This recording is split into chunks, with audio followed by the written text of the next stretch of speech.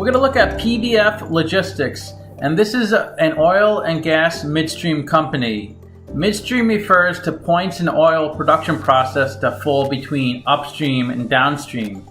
Midstream activities include storage, processing, and transportation of petroleum. And what I do in my videos is I run my discounted cash flow model to figure out the true value of a company's stock. I also look at the financial ratios of the company and compare them with its competitors. And I do this with you throughout the entire video, so it's like we're doing it together. Let's get started with the model. This company has a market cap of $589.2 million, so it's definitely a small company. And we need the stock price, which is $9.45. That's one share of stock. Next, we're going to pull the free cash flows. And the way you value a company is you estimate the future free cash flows and then discount that number back to today's value, which is what I'm doing in this video. And next, we're going to pull the net income, which is the profit and loss on the income statement. And we also need the revenue for the business, which are just the sales for each year. And the revenue has almost doubled in 3 years. That's really good. Went from 187 to 340. And they had negative free cash flow 1 year, but the other years were positive, so we should get a good value. Let's look at the capital structure of the company to find out what discount rate we need to apply to the future cash flows. They pay $47 million of interest on their debt. Let's go to the balance sheet to see how much debt they have. No current debt. Long-term debt $802 million. That's debt due after 12 months. And according to their income statement, they don't pay taxes. Lots of oil and gas companies don't pay much in taxes. Some don't pay anything at all because they receive lots of subsidies from the governments and they can defer taxes. Let's look at the cost of equity. We need the beta. That's how volatile the stock is relative to the market. And they have a beta of 1.77. So the stock is a little volatile. So it moves about 2 times the market, a little less than 2 times. The more volatile stock is, the more risky it is. Let's look at the balance sheet again and get their current assets, because we need to calculate the current ratio later. And current assets are mainly cash, accounts receivables, and inventory. That's $94 million. Current liabilities is $47 million. These are debts and payables that are due within 12 months. They have no equity on their balance sheet, so that means assets equal liabilities.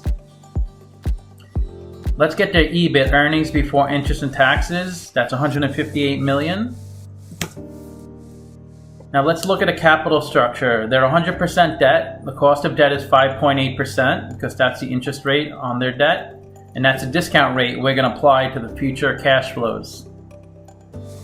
So we estimated 4 years of future free cash flow.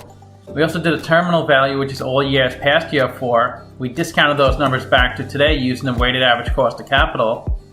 And we get a value of the company of $1.6 billion. We divide that by 62 million shares, and we get an intrinsic stock price of $26. It's trading at $9.50, so it's trading at a 64% discount.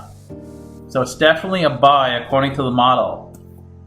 Let's see what Simply Wall Street has. They're at $18.89 a share.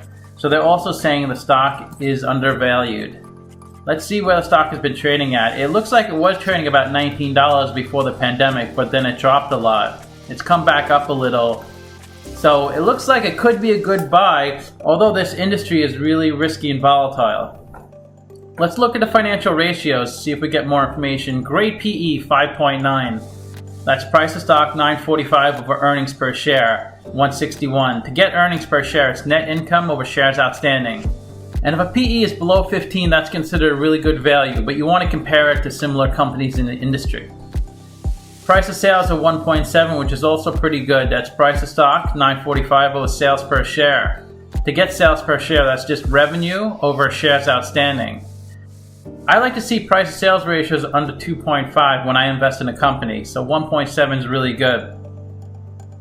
We can't get a price to book ratio because they have zero equity.